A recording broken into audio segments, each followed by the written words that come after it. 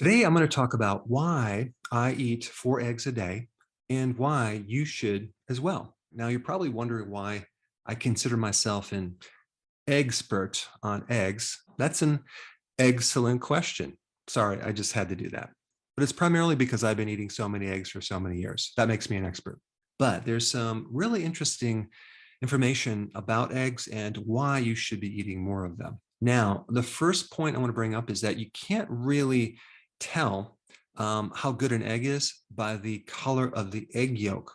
Well, at least recently, because they actually use synthetic coloring now that they give chickens to color the egg yolk on exactly what the farmer wants. And there's actually 15 different shades between yellow and orange that you can pick to determine what color your egg yolk is going to be. So unfortunately, the egg yolk nowadays doesn't really tell you about the amount of nutrition in that egg yolk. And they also use different colorings in the meat itself. So you can turn like a pale white color chicken meat into either yellow or a beige color. So apparently consumers demand a certain color of their chicken meat and their egg yolks. But if you're not using these color dyes and you look at the actual color of the yolk, you can tell how much carotenoids present in that egg. You can't tell the nutrition by the color of the shell, okay? Because they come in different colors. That doesn't give you too much data. The nutrition of an egg and a chicken is determined by how they're raised and what they're fed.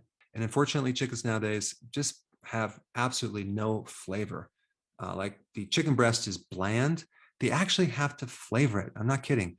Next time you go to the store, look at the label for chicken breast, and you're going to notice it has natural flavorings or even artificial flavorings because they're trying to make this tasteless, bland piece of meat taste more like chicken.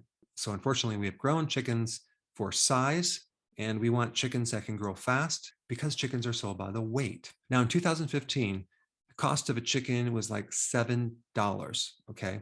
Now, to me, that's actually pretty cheap because, I mean, you have to grow the chicken, you have to take care of the chicken. How are you going to make any profit at all if you have to feed the chicken grain? And most of these chickens that are sold conventionally are fed grain. They're not allowed to go out and eat bugs or worms or any of that. But in 1948, the cost of a chicken was like $3. Now, if we compare that to the dollar now, it would be like buying a chicken for $30. And that is because the quality back then is much greater than it is now. Now, before I get into the benefits of egg, I want to just quickly talk about different terms that they use for eggs. So you have free range eggs, right? Well, what does that actually mean? Well, it means that they're not in a cage. They are cage free, but it doesn't really mean that they can go outside. It just means that they have access to the outside, and they don't define access. It could be some small little hole in the barn that they never find. Also, the verification process on free range is not followed up with an on-site inspection. So there's a lot of gray areas when you talk about free range. And then when we get to cage free, it means that they're just outside the cage, which is a step up. And what about grade A?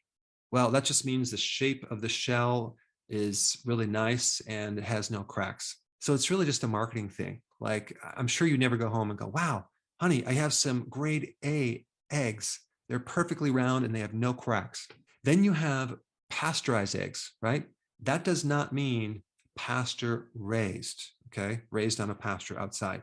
It means that they're heated, okay, which preserves them. It makes them last longer. And then you get vegetarian fed, right? And yet this sounds very wonderful.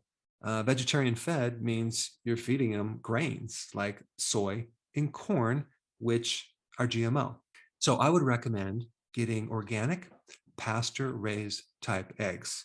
Now, what is better than that? Well, buy your eggs at a farmer's market, or if you have a little bit of space, raise your own hens and get your eggs that way. And these are the type of eggs that they produce. They produce a lot of eggs, even in the winter, which they're normally not supposed to produce. We have like 16 eggs every single day. So we're still trying to figure out what to do with all these eggs. But man, there's such a big difference between these eggs that we're consuming and the eggs that you buy at the store. And I'm doing a lot of experiments on growing animals and also growing vegetables testing certain things out on different soils, feeding animals different things to see what produces the healthiest animal and the healthiest plant. And I will be releasing this on a new YouTube channel, but I will say that growing your own chickens using organic grains without corn and soy is pretty darn expensive. So we're experimenting on different ways of feeding animals that are not just healthier, but cheaper. I mean, check this out right here. This is called fodder. It's sprouted barley.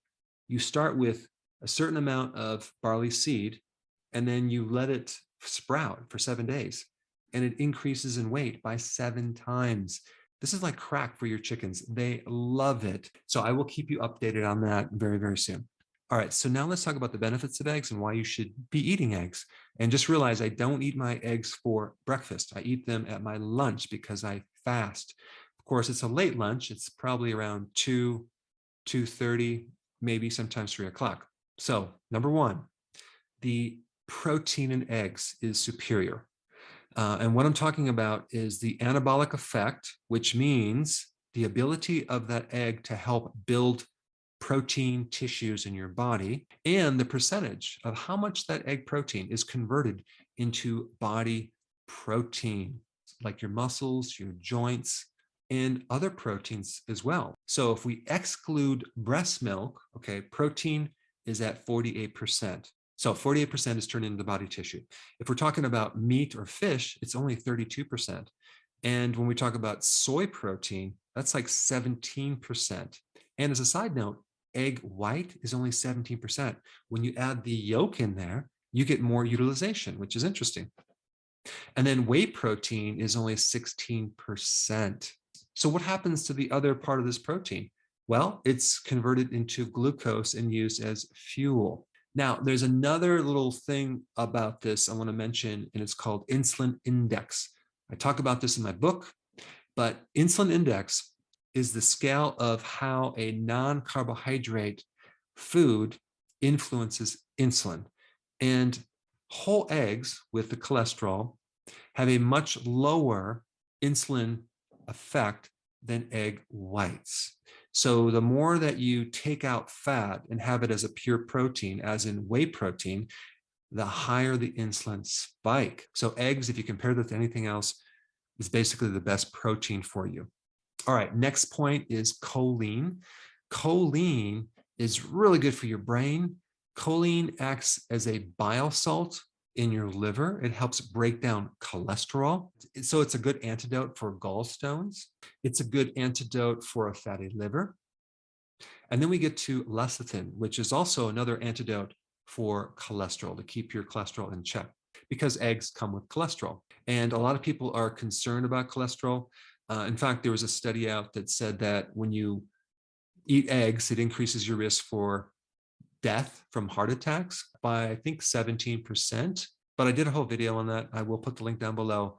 It's a ridiculous study based on a questionnaire.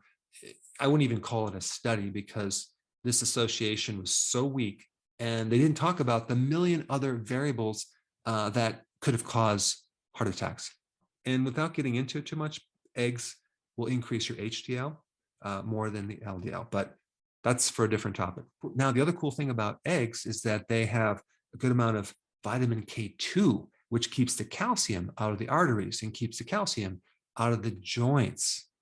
And eggs also have vitamin D. So vitamin D and vitamin K2 work together. And there's not a lot of foods out there that will give you vitamin D. Eggs also have vitamin E, good for the heart, good for the skin. And eggs are loaded with vitamin A, the type that's extremely bioavailable, and it's called retinol. So part of these pigments in the vitamin A complex are like yellow orange. So the deeper the color, the more the vitamin A you're going to get. And eggs have omega-3 fatty acids, okay? Especially if they're allowed outside so they can eat worms and insects. Eggs are loaded with the B vitamins, B1, B2, B3, B6, B12. Now, I did mention that I feed my chickens a organic grain without the soy, without the corn. That grain is fermented for 3 days to release a lot of the B vitamins and other nutrients that are locked up in that grain. And not only is that more nutritious, you can feed them less because it helps their digestion. Eggs also have trace minerals and minerals. Eggs also have carotenoids, okay? That is a nutrient-dense pigment that gives that yolk the color, but it also has a lot of health benefits, okay? Now, the two big carotenoids are, number one, lutein, which is yellow in color, and zeaxanthin, which is more orange. Both of these pigments greatly improve the eye. In fact, the greatest concentration of these carotenoids are in the eye. So they support the lens, the retina. They help prevent macular degeneration. They help reduce the blue light that you're exposed to with all your computers and cell phones, etc. But there's a lot of other benefits too for your brain as well. Now, one question that has been asked is, how do you prepare an egg to maximize the nutrition in the egg? Because if you're going to heat it too much, you might destroy some of the carotenoids. And so poached or over easy would be a great way to do that. Or if you want scrambled, what I would recommend is crack the egg inside the pan, let the whites turn a little white, and then turn the heat down and then mix it up and scramble it after the white part has turned a bit white. This allows you to preserve a lot of these nutrients as compared to taking your egg in a bowl and mixing it up and then putting it in the frying pan.